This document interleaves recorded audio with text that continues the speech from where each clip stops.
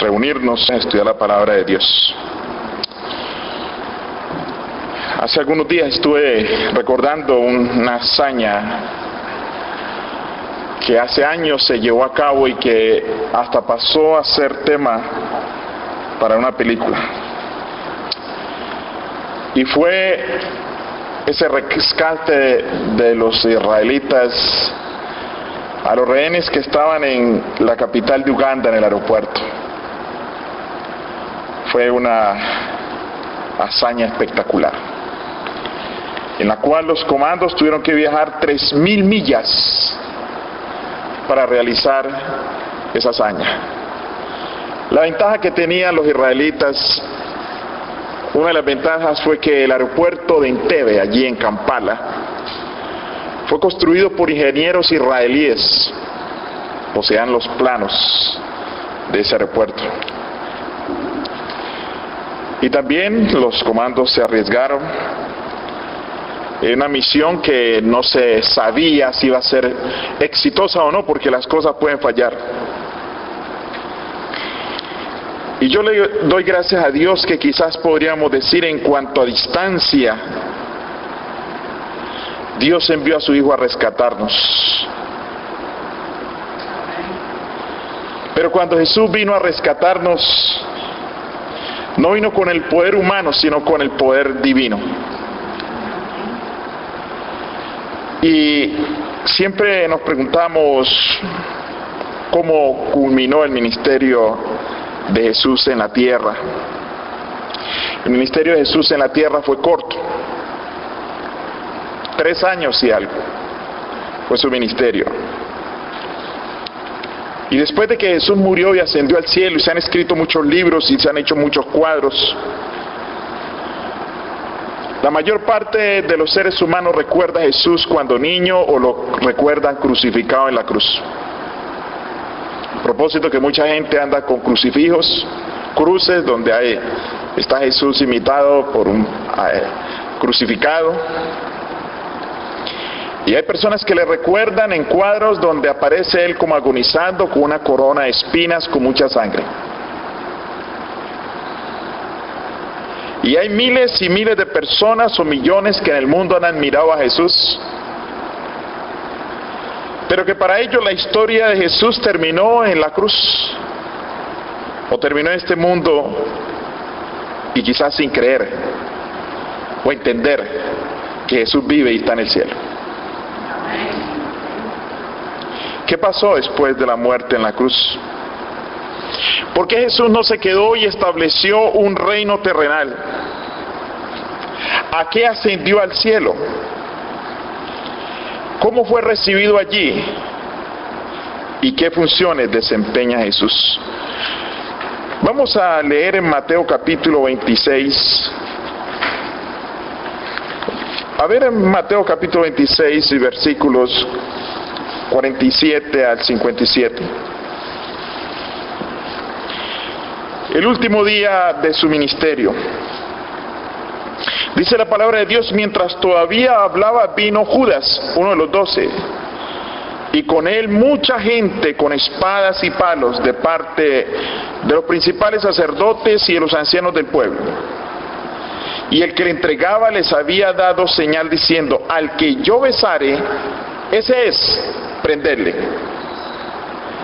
Y enseguida se acercó a Jesús y dijo: salve, maestro, y le besó.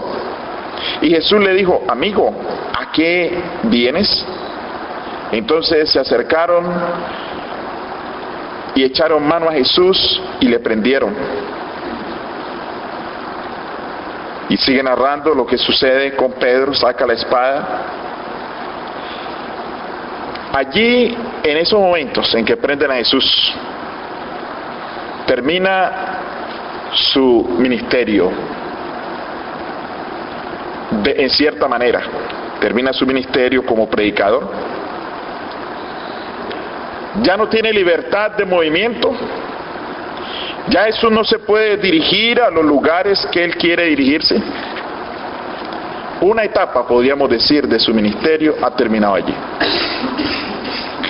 Luego en Mateo capítulo 28, Es un capítulo que nos narra de la resurrección. Y el resumen de ese capítulo es que esa tumba quedó vacía para la eternidad. Ese es el resumen de ese capítulo. Un capítulo hermoso que vamos a leer. Y aunque Jesús sale de esa tumba, aún faltarían 40 días aproximadamente para ascender al cielo. Y luego encontramos en sentido cronológico los hechos ocurridos, precisamente en el libro de los Hechos, en el capítulo 1, versículo 9, dice: y habiendo dicho estas cosas, viéndolo ellos, fue alzado y le recibió una nube que lo ocultó de sus ojos. Y estando ellos con los ojos puestos al cielo, entre tanto que él se iba, he aquí que se pusieron junto a ellos dos varones con vestiduras blancas, los cuales también le dijeron: varones galileos, ¿qué estáis mirando al cielo? Ese mismo Jesús que ha sido tomado de vosotros al cielo, así vendrá como le habéis visto ir al cielo. ¡Qué maravilloso! Hermanos, este versículo es un versículo muy adventista. Yo diría que quizás de los versículos más adventistas, o el versículo más adventista que hay. Una declaración no hecha por humanos. De acuerdo a la descripción, son ángeles que describen, cuentan que hay un segundo advenimiento, que Jesús viene otra vez. Y la seguridad es: así como le habéis visto ir al cielo. Entonces nosotros sabemos en el Evangelio que Jesús era palpable, que Jesús al resucitar hubo quien le tocó hasta la herida, que Jesús hasta pidió que le dieran algo para comer para que los discípulos no pensaran que era un fantasma o algo parecido, sino para mostrarles que era el mismo. Me gustaría leer 1 de Juan 4 del 1 al 3, porque acabo de decir que los ángeles le dijeron: así como le habéis visto ir al cielo. Dice ahí Juan, dice: amados, no creáis a todo espíritu, sino probad los espíritus, si son de Dios, porque muchos falsos profetas han salido por el mundo. En esto conocer el Espíritu de Dios. Todo espíritu que confiesa que Jesucristo ha venido en carne, ¿es de quién? Es de Dios. Y todo espíritu que no confiesa que Jesucristo ha venido en carne, no es de Dios. Y este es el espíritu del anticristo, el cual vosotros habéis oído, que viene y que ahora está en el mundo. Es decir, ese versículo nos muestra, nos confirma que Jesús palpable, en la carne, humanizado, ascendió al cielo, y así, de esa misma manera vendrá. Palpable. La otra pregunta que hicimos en la introducción, que quisiera responder, es: ¿a dónde fue Jesús? Algunos versículos, como Hebreos capítulo 9, versículo 24 y 25, nos dice dónde entró Jesús. Dice: porque no entró Cristo en el santuario hecho de mano, figura del verdadero, sino en el cielo mismo, para presentarse ahora por nosotros ante Dios. No para ofrecerse muchas veces, como entra el sumo sacerdote en el lugar santísimo cada año con sangre ajena. Es decir, que nos dice allí, podemos agregar también Hebreos capítulo 8, versículo 1 y 2, nos dice: ahora bien, el punto principal de lo que venimos diciendo es que tenemos tal sumo sacerdote, el cual se sentó ¿dónde? A la diestra del trono de la majestad de los cielos, Y dice, ministrando del santuario y de aquel verdadero tabernáculo que levantó el Señor y no el hombre.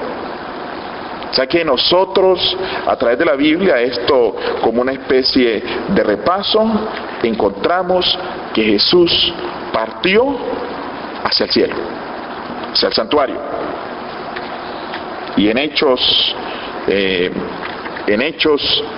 en el momento en que predicaba y fue lleno del Espíritu Santo y lo veían como un ángel, Esteban pudo decir lo siguiente en Hechos capítulo 7, versículo 53.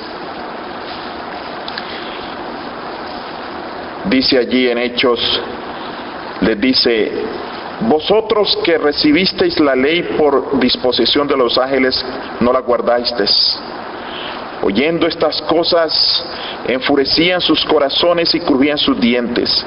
Pero Esteban, lleno del Espíritu Santo, puesto los ojos en el cielo, vio la gloria de Dios y a Jesús que estaba ¿en dónde? A la diestra de Dios. Y dijo: he aquí veo los cielos abiertos y al Hijo del Hombre que está a la diestra de Dios. Qué maravilloso es, hermanos, que el evangelio para el adventista, para el cristiano bíblico, no termina en la muerte en la cruz. El evangelio para el adventista, para el cristiano bíblico, no termina ni siquiera aún en la ascensión. El evangelio nos muestra para el cristiano bíblico dónde está Jesús y qué está haciendo Jesús. Y en Hebreos capítulo 10, versículo 12, dice: pero Cristo, habiendo ofrecido una vez y para siempre solo un sacrificio por los pecados, se ha sentado a la diestra de Dios. De ahí en adelante esperando hasta que sus enemigos sean puestos, ¿por qué?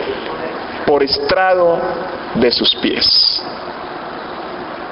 Jesús está a la diestra del Padre, esperando una vindicación. Escuchen, no celestial, porque el cielo conoce a Jesús y le recibió. Esperando una vindicación en la tierra. Dice: hasta que sus enemigos sean puestos por estrado de sus pies. Así lo profetizó a través del Espíritu Santo David en Salmos capítulo 110, versículo 1. Dice: Jehová dijo a mi Señor: siéntate a mi diestra hasta que ponga a tus enemigos, ¿por qué? Por estrado de tus pies. Y ahí me llama mucho la atención, hermanos, que Jesús personalmente, antes de ascender al cielo, cuando estuvo en esta tierra, precisamente en Mateo 22, 41, Jesús se refiere a esta profecía mencionada en Hebreos y mencionada también, profetizado en Salmos y mencionado en Hebreos y mencionado también en Mateo capítulo 24, versículo 41. Dice: estando junto a los fariseos, Jesús les preguntó, diciendo: ¿qué pensáis del Cristo? ¿De quién es hijo? Y le dijeron: de David.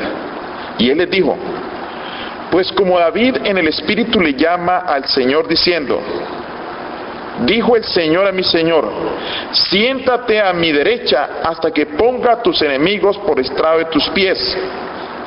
Entonces les pregunta: pero si David le llama Señor, ¿cómo es su hijo? Si David le llama al Padre Celestial Señor, ¿cómo se le llama al Hijo? Ahí mismo en el versículo está la respuesta. Dijo el Señor: ¿a quién? A mi Señor. O sea que al Hijo, ¿cómo se le llama? Mi Señor.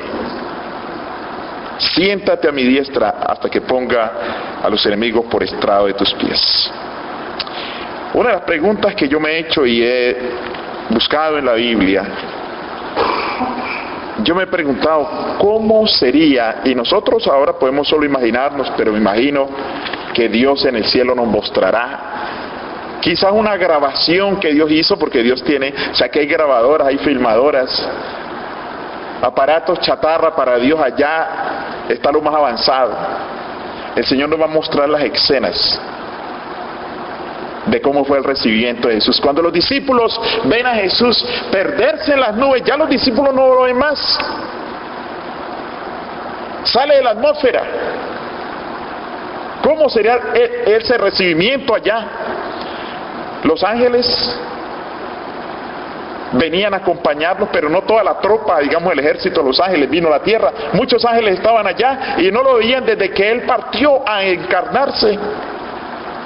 La majestad del universo, muchos mundos, planetas, habitantes del universo no caídos en pecado, vieron a su gran jefe y soberano, al comandante de las Fuerzas Armadas del universo, venir a morir por los hombres, y ahora saben y oyen noticias de que fue victorioso, de que vino a la tierra, que se encarnó, que cumplió la misión, que murió, que venció la tumba y que ahora regresa de nuevo al cielo. Y cuando están allí esperando estos seres celestiales, la Biblia nos da algunos pasajes que nos muestran y nos ayudan a entender ese recibimiento de Jesús cuando va al cielo. Uno de los pasajes bíblicos que nos muestran escenas semejantes de una manera profética, entre esos está el Apocalipsis capítulo 5. Allí en Apocalipsis aparece una pregunta, aparece una escena con un problema para resolver. Ahí en Apocalipsis, dice en Apocalipsis capítulo 1, versículo 5, dice: vi en la mano derecha el que estaba sentado en el trono un libro escrito por dentro y por fuera, sellado con 7 sellos. Y vi un ángel que pregonaba a gran voz: ¿quién es digno de abrir el libro y desatar los sellos? Y ninguno, ni en el cielo, ni en la tierra, ni bajo la tierra, podía abrir el libro, ni aún mirarlo. Y lloraba yo mucho, porque no se había hallado ninguno digno de abrir el libro, ni de leerlo, ni de mirarlo. Es decir, hay una problemática en el universo. Cuando el ser humano peca, antes de que el ser humano pecara, cuando Satanás pecó, empezó una rebelión en el universo, empezó un misterio de algo que nunca la eternidad antes había experimentado, un problema que resolver llamado pecado, rebelión. Y hay varias cosas que resolver, especialmente en la tierra que se contaminó en este mundo de pecado, y está allí, hay un dilema en el universo: ¿quién es digno de abrir ese rollo? ¿Quién es digno de abrir esa agenda? ¿Quién es digno de abrir ese libro que escribirá todo lo que ocurriría? Tiene 7 sellos, número perfecto. Algo que está sellado por Dios y solo lo puede abrir uno que es digno, pero no se halla ninguno. Y uno de los ancianos me dijo: no llores, he aquí que el león de la tribu de Judá, de la raíz de David, ha vencido para abrir el libro y desatar sus sellos. Y oye Juan, que es el león de la tribu de David. Y es interesante que en profecía se oye una cosa y se ve otra, pero es lo mismo. Juan primero oyó de 144,000, pero cuando vio una gran multitud, la misma. Ahora oye de un león, y cuando mira, dice: y miré, y vi en medio del trono y de los 4 seres vivientes, y en medio de los ancianos, estaba en pie un cordero como inmolado. Y tenía 7 cuernos. Aquí hay una descripción profética de todo el poder del Señor Jesús. Los cuernos significan poder, y son 7, es un poder perfecto. Y dice los 7 espíritus de Dios, número perfecto, es el Espíritu de Dios, el Espíritu Santo enviado por toda la tierra. Y dice: y vino y tomó el libro de la mano derecha del que estaba sentado en el trono. Ahora, ¿por qué este cordero es digno de tomarlo? Este cordero es digno de tomarlo porque este cordero es el único testigo fiel. No hay otro que haya estado en el cielo y en la tierra. No hay otro que tuvo su origen divino y se humanizó. No hay otro que es divino y humano. No hay otro que murió y que dijo: nadie me quita la vida, yo la pongo y yo la vuelvo a tomar, porque el del Señor es vida. El Señor vence, derrota la muerte. Y fue el único nacido de mujer, que pisó la tierra y nunca pecó. Y murió fue por la raza humana. Ahora viene y toma el libro. Cuando Jesús asciende al cielo, está todo el universo esperando a Jesús después de la ascensión. Y llega el Señor allá. El soberano del universo vuelve a ocupar su silla de gobierno universal y ahora en sus manos con la victoria sobre el pecado y sobre la muerte. El libro de Daniel también habla de la llegada, de una manera profética, la llegada de Jesús al cielo. En Daniel capítulo 7, versículo 9 aparece la misma escena de alguien en un trono. Dice: estuve mirando hasta que fueron puestos tronos y se sentó un anciano de días cuyo vestido era blanco como la nieve y el pelo de su cabeza como lana limpia y su rostro llama de fuego y las ruedas del mismo eran fuego ardiente y un río de fuego procedía delante de él y millares de millares le servían y millones de millones servían delante de él. El juez se sentó y ¿qué sucedió? Y los libros fueron abiertos. Ahora dice el versículo 13, dice: miraba yo en la visión de la noche, y he aquí, con las nubes venía uno como hijo de ¿qué? De hombre. Es interesante que en Hebreos dice que se escondió, lo tomó una nube. Y aquí lo ven venir, llegar al cielo, uno como hijo de hombre. Y vino hasta el anciano de días y le hicieron acercarse delante de él. Y se le ha dado dominio, gloria y reino para que todos los pueblos, naciones y lenguas le sirvan. Su dominio es dominio eterno, que nunca pasará, y su reino uno que no será destruido. Qué maravilloso, hermanos. Es que Jesús llega en una nube. Una figura para los antiguos, una figura del santuario, el incienso, cuando se quemaba incienso y el sacerdote estaba en medio del incienso.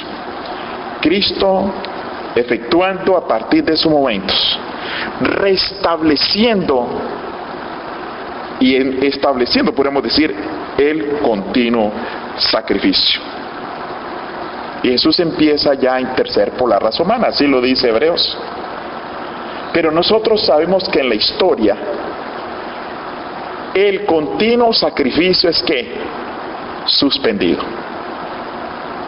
Jesús está en el cielo y Jesús está para interceder, para recibir las oraciones de los fieles, para presentarla como incienso ante el Padre Celestial. Pero ¿qué sucede? Es suspendido. Es suspendido. Fue suspendido. Lo dice Daniel en Daniel capítulo 8, versículo 11. Dice que un poder terrenal, dice, aún se engrandeció contra el príncipe de los ejércitos y por él fue quitado ¿qué? El continuo sacrificio y el lugar del santuario fue echado ¿por qué? Por tierra. Ahora, tenemos que explicar esto. No es que ese poder desde acá a la tierra tenga poder para llegar y ir y anular a Jesús, no dejarlo hacer nada. Pero es que por muchos años y por varios siglos, casi 13 siglos, 12 siglos y medio, no había quien elevara al cielo oraciones en el nombre de nuestro Señor Jesucristo. Se quitó el derecho, se desconoció el derecho de Cristo como intercesor, y miles y millones de llamados cristianos iban a ir ante imágenes y ante sacerdotes. Fue suspendido. Si hay un intercesor, si hay un mediador, pero nadie está buscando mediación, pues no hay mediación. Fue suspendido. Cristo ha estado siempre al tanto de su creación. Él es creador. Aún en las guerras, si nosotros vamos al libro de Josué, vemos que Jesús se hacía presente. Vamos a ojear allí ese versículo de una manera corta. En Josué capítulo 5, versículo 13. Dice que estaba Josué cerca de Jericó y alzó sus ojos y vio un varón que estaba delante de él, el cual tenía una espada desenvainada en su mano, y Josué, yendo hacia él, le dijo, Josué era bien valiente, dijo, este será alguno de nuestros enemigos, y sacó la espada y le dijo, ¿eres de los nuestros o nuestros enemigos?, preguntó Josué. Y él respondió, no, mas como príncipe del ejército de Jehová he venido ahora. Entonces Josué, postrándose sobre su rostro en tierra, le adoró y le dijo, ¿qué dice mi señor a su siervo? Y el príncipe del ejército de Jehová respondió a Josué, quita el calzado de tus pies, porque el lugar donde estás es santo. Y Josué lo hizo. El mismo Hijo de Dios, divino, estaba allí. Nosotros sabemos, mis hermanos, de que después de que Jesús asciende al cielo, es recibido, toma cargo del universo entero, empieza a mediar por el ser humano, se suspende el continuo sacrificio, pero sabemos nosotros que ahí mismo en el capítulo de Daniel vemos que el continuo sacrificio sería restablecido. Dice, entonces oí, o sea, la continua intercesión del Señor en el cielo, entonces oí a un santo que hablaba con otro de los santos y preguntó a aquel que hablaba, ¿hasta cuándo durará la visión del continuo sacrificio y la prevaricación asoladora, entregando el santuario y el ejército para ser pisoteados? Y él dijo, hasta 2300 tardes y mañanas, y luego el santuario será purificado. Y claro, restablecido el continuo sacrificio. Mis hermanos, qué privilegio que nosotros tenemos un intercesor como Jesús. Hay la tendencia a olvidarnos de que tenemos un intercesor como Jesús. En el momento en que a alguien le parecía que yo estaba muy mal, me llamó en la mañana, una de estas mañanas, me preguntó, ¿cómo está, pastor? Y yo le dije, muy bien, gracias. Y me dijo la persona, pastor, admiro que esa respuesta así. Y es que antes de responder cómo estamos, debemos de recordar que tenemos un mediador en el cielo. Yo le dije, para poder mantenerme con ánimo, he decidido que mientras esté vivo, estoy muy bien mientras Cristo viva. ¿No es maravilloso saber, hermanos, que tenemos a Cristo? Que vive, que nos ama. Es maravilloso. En Hebreos capítulo 10, el apóstol nos da allí, nos hace recordar algo. Hebreos capítulo 10, versículo 19.